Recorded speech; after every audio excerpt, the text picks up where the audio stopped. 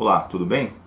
Então, dando prosseguimento aos nossos estudos sobre o recurso de revista, eu agora gostaria de abordar a questão da violação a dispositivo de lei e da Constituição como fundamento para a admissão de recursos de revista.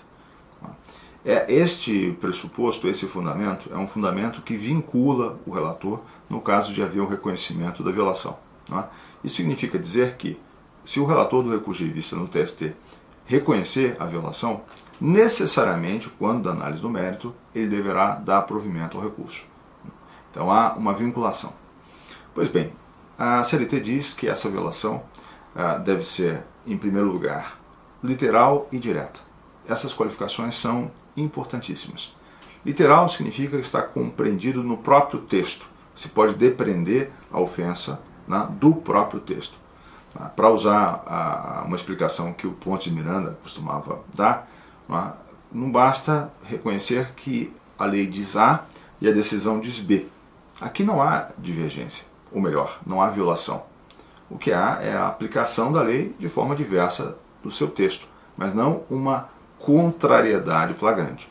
Para que se caracterize a violação, a lei deve dizer A e a decisão deve dizer não A.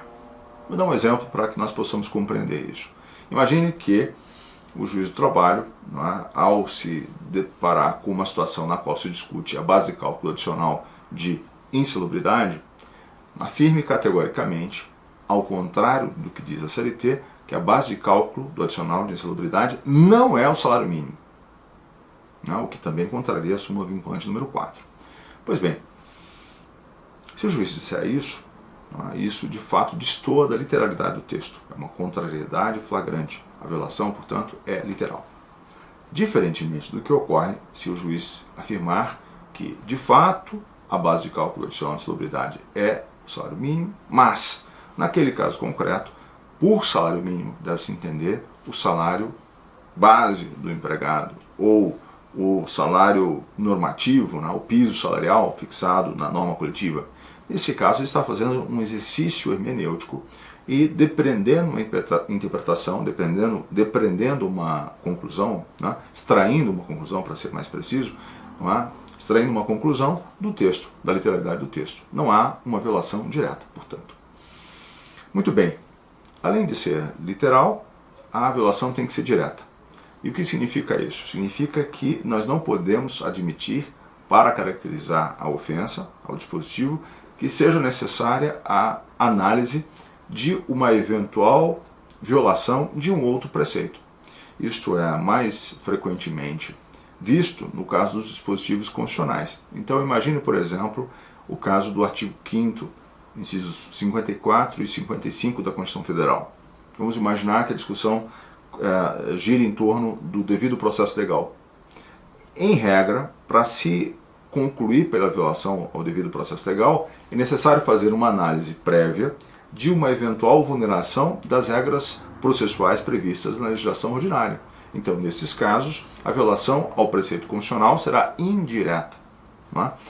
Isto, especialmente nos recursos que são interpostos na fase de execução, é particularmente importante e é a razão pela qual a maior parte dos recursos de revista em execução não é admitida, porque a súmula 266 restringe, assim como o artigo 896, parágrafo 2º, a admissão do recurso de revista às hipóteses de violação literal e direta ao texto constitucional, o que é particularmente difícil de comprovar, considerada essa necessidade de investigação da legislação infraconstitucional. Muito bem, violação tem que ser literal e direta, e há preceitos legais e constitucionais. Qual é o espectro, qual é a abrangência semântica dessa expressão? Bom, aqui estão compreendidas violações a decreto-lei, medida provisória, também estão compreendidas violações, segundo a interpretação que diversos autores fazem, a tratados internacionais incorporados pelo país e mesmo convenções da OIT, sobretudo. Embora nesse aspecto, deixe-me fazer um parênteses, haja precedentes existido o contrário de algumas turmas do TST.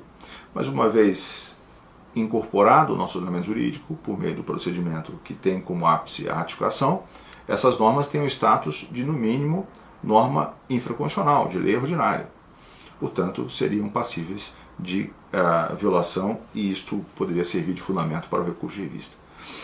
Pois bem, não servem, por outro lado, violações indicadas a quaisquer normas que não tenham status de lei em sentido formal. É o caso, por exemplo, de decretos regulamentares, portarias, instruções normativas, normas coletivas, convenções e acordos coletivos, entre outros. Violação, evidentemente, tem que estar precaucionada, e nós depois falaremos o modo como se deve dar essa análise do precaucionamento.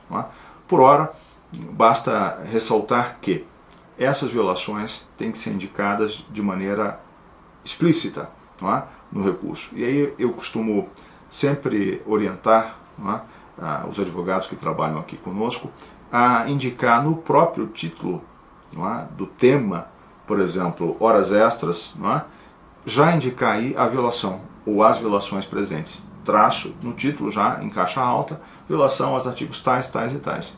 Por quê?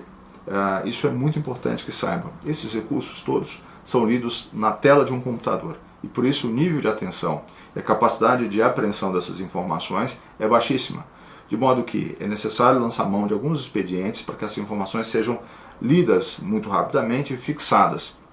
A indicação no título dos temas pode cumprir esta finalidade. Depois, evidentemente, ao longo do texto, vai ser necessário repisar a indicação dessas violações. E na conclusão, é sempre importante terminar a análise do tema indicando as violações que foram identificadas no acórdão regional. E assim, mais algumas informações importantes para que o seu recurso de revista tenha algum sucesso no TST. Novamente, me coloco à sua disposição para eventuais dúvidas e esclarecimentos. Muito obrigado, nos vemos na próxima oportunidade.